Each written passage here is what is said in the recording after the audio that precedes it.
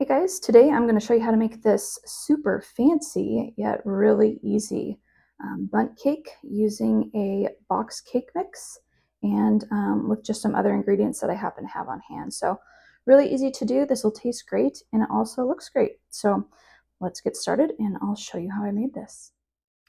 Okay, so we'll start with our cake batter here. I'm using a Duncan Hines spice cake mix. I have that here in my bowl, and to this I'm going to add 3 eggs,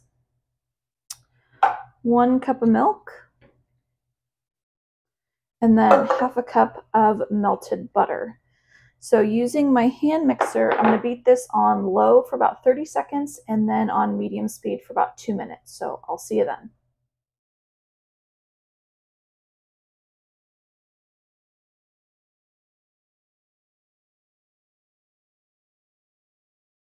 Okay, we got our batter mixed up here. This is looking good, nice and light and fluffy. Now we're going to add about half a cup of chopped walnuts to our batter.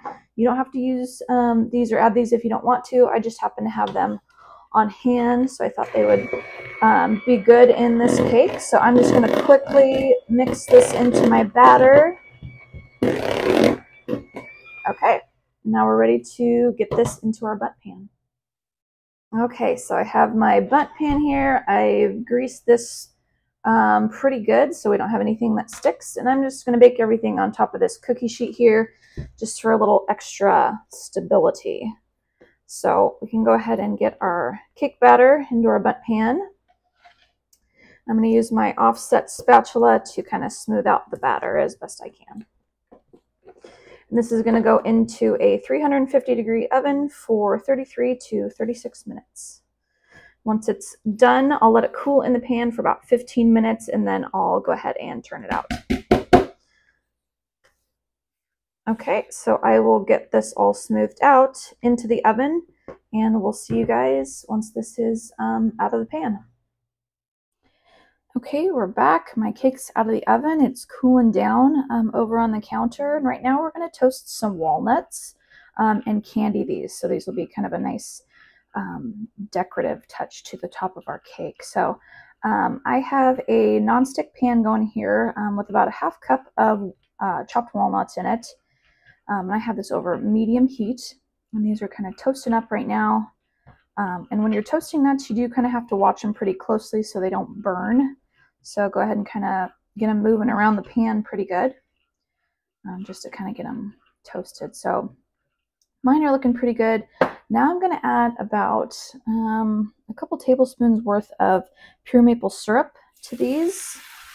You want to make sure that you're using the real maple syrup versus kind of that mass-produced stuff, because this will give it better flavor here. And we'll just kind of let this bubble up a little bit,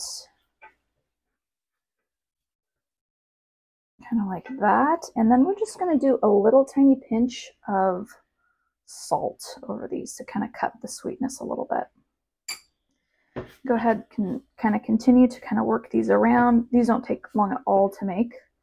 So once it looks like all of your maple syrup has kind of been absorbed and they're on all your walnuts, you're pretty much done. So I'm going to turn the heat off here.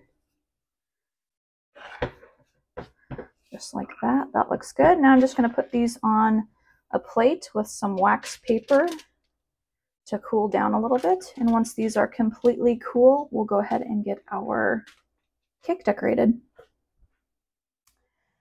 All right, our cake has cooled down completely over here. This is looking good. We're going to make our icing now. So in this big liquid measuring cup here, I have 1 tablespoon of melted butter in there. And to that, I'm going to add about 1.5 cups of powdered sugar here. So I'm just going to eyeball this and just kind of go off of that. And I'm going to add a little splash of milk here, maybe a tablespoon or so, and then I'm just going to kind of whisk this together until we get the consistency that I'm looking for here. So we're kind of looking for like a real thick Elmer's glue consistency to this. Looks like I need a little bit more milk.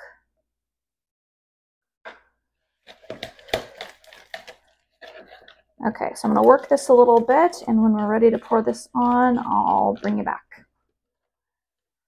All right, we got our icing at kind of the consistency that we're looking for here. Now I'm just going to try to drizzle this right over the top of our cake here. And I'm just going to do my best to kind of let it just go down the sides and do its own thing.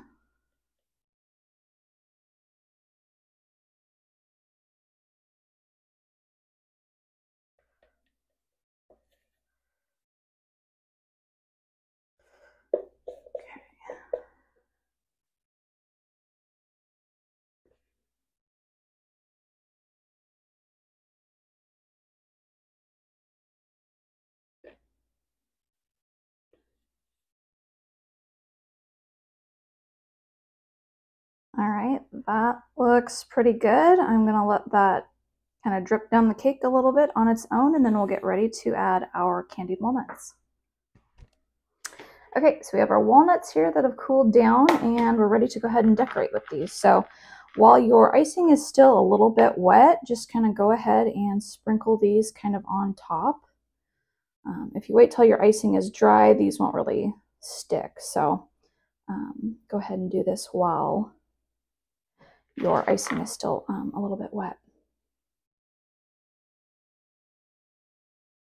All right, this is looking good. These walnuts are really sticky. All right, this looks pretty good. I'll finish working on this and then we'll take a look at the final end result here. All right, I got everything coated with the candied walnuts here. I think this cake looks pretty good considering this was a box cake mix. So this will be good for any party or gathering or function that you have to go to, any type of work potluck or anything like that. And I think I paid $2.50 for the box mix, and all the other ingredients I just happen to have on hand. So this will be great. So it looks nice, and you can't tell at all that this came from a box mix. So enjoy, guys.